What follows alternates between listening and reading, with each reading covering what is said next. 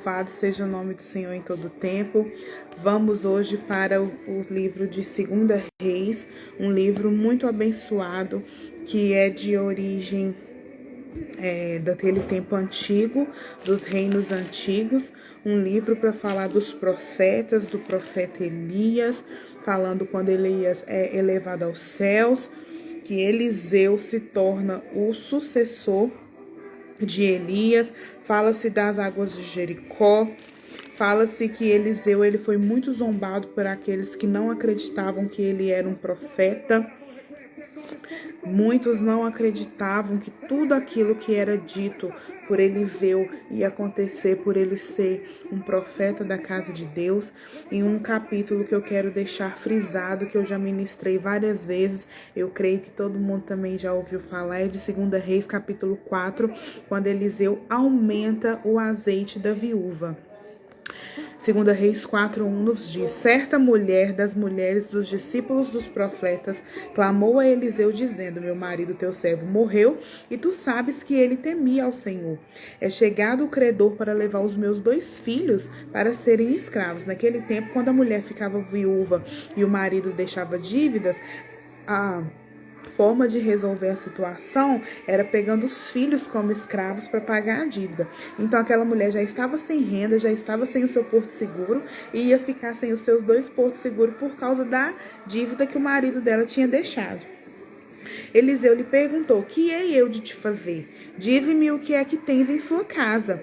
E ela respondeu: tua serva não tem nada em casa, senão uma botija de azeite. Então disse ele: vai, pede emprestado vasilhas de todos os teus vizinhos, vasilhas muitas, não poucas. Então entra, fecha a porta sobre ti e sobre os teus filhos, deita este azeite sobre todas essas vasilhas, até que todas estejam cheias. Partiu ele, fechou a porta sobre si e sobre seus filhos. Estes lhe chegavam as vazias e assim enchia. Cheia as vasilhas, disse ela a um dos filhos: chega-me aqui mais uma vasilha. Mas ele respondeu: não há mais vasilha nenhuma. E então o azeite parou.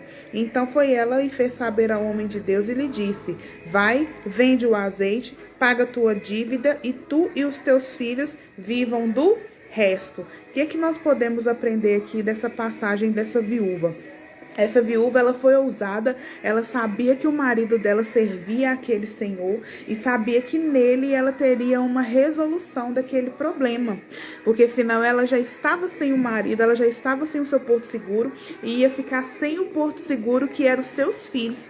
E a única coisa que ela tinha em casa era azeite, e o profeta fez com que ela pegasse as vasilhas emprestadas com seus vizinhos para que enchesse e vendesse o azeite, porque o azeite era algo de troca que valia muito naquele tempo.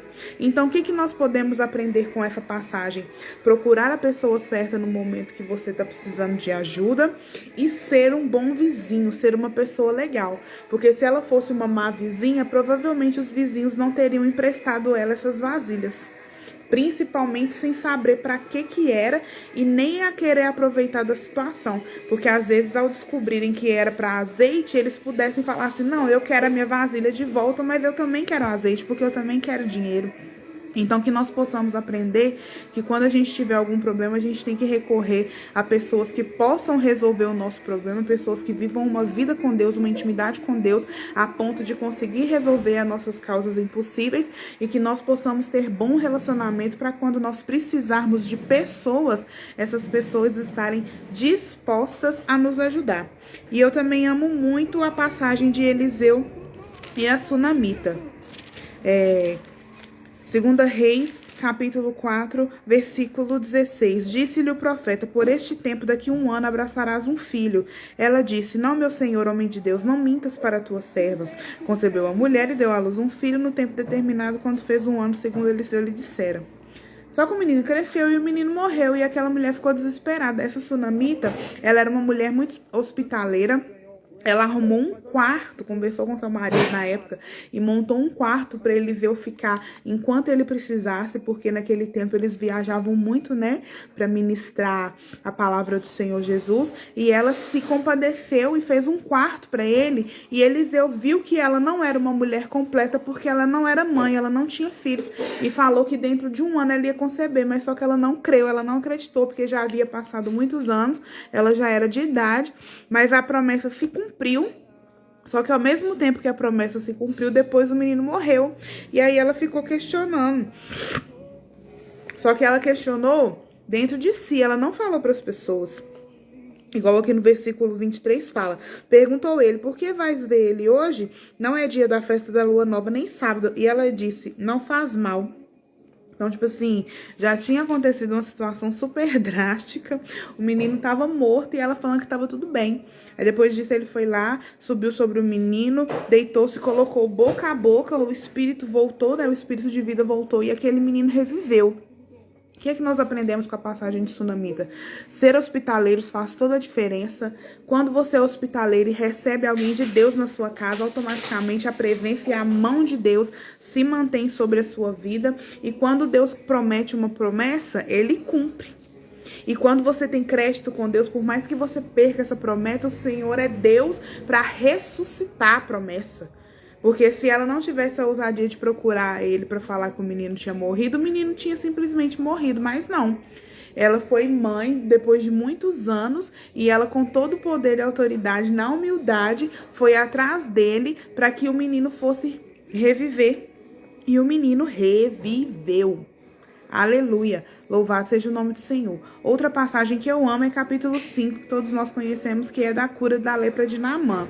O que nós podemos aprender com essa cura da lepra de Naamã? Primeira coisa, a menina que era serva, se ela não cresce no Deus que ela cria, e ela não tivesse um coração em Deus e fosse uma menina rancorosa, ela não teria falado nada para aquele homem, porque aquele homem pegou ela como escrava, tirou ela da família dela. E mesmo assim ela viu que Deus podia curar a vida dele. E aí ele foi lá, achando que ia conseguir comprar o Senhor com dinheiros e com riquezas. E aí simplesmente ele falou que ele ia ter que nadar no rio mais sujo que tinha naquela época 7 vezes para que ele fosse curado. Mas só que ele obedeceu. Então assim, o princípio da obediência é você alcançar aquilo que você está buscando. Porque por mais que Naamã achasse um desaforo ele ter que enfrentar aquele rio sujo, ele foi e conseguiu a sua bênção. Então que nós possamos aprender a ouvir quando alguma pessoa de Deus nos falar algo, alguma instrução mediante o Senhor. E quando a gente chegar nessa instrução, por mais que a gente não queira fazer essa instrução, que a gente venha fazer. Porque quando a gente faz, aleluia, o Senhor nos honra. Outra passagem também que eu amo é a doença de Ezequias e a sua cura, né? Maravilhosa, no capítulo 20. Eu acho lindo, toda vez que eu vejo eu me emociono, porque quando ele soube que ele estava doente, que ele ia morrer, ele falou assim: Senhor, lembra-te de mim que eu andei contigo em fidelidade. Quem de nós nos tempos atuais, nesse tempo de geração miojo, nós podemos virar com autoridade e falar: Senhor, lembra-te de mim, da tua fidelidade, porque eu fui fiel para contigo? Gente, isso aqui é muito sério. A gente tem uma convicção plena de que a gente pode virar para Deus e falar assim: Senhor, eu tô doente, mas eu quero te pedir mais dias de vida porque eu fui fiel a ti. Então que nós possamos aprender com Ezequias a ser fiéis, para quando a gente precisar de uma providência milagrosa do Senhor, Ele está disponível para nos ajudar, para nos abençoar e estender a sua mão de poder e graça.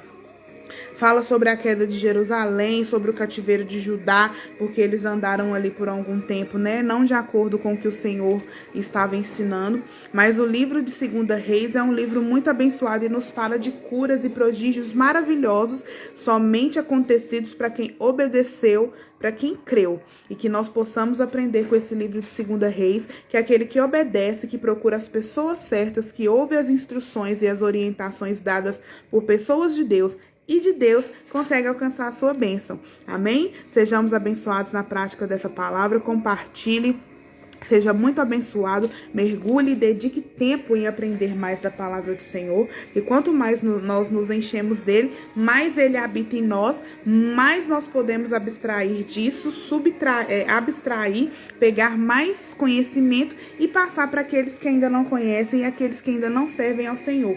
Que Deus nos abençoe em Cristo Jesus. Tchau, tchau.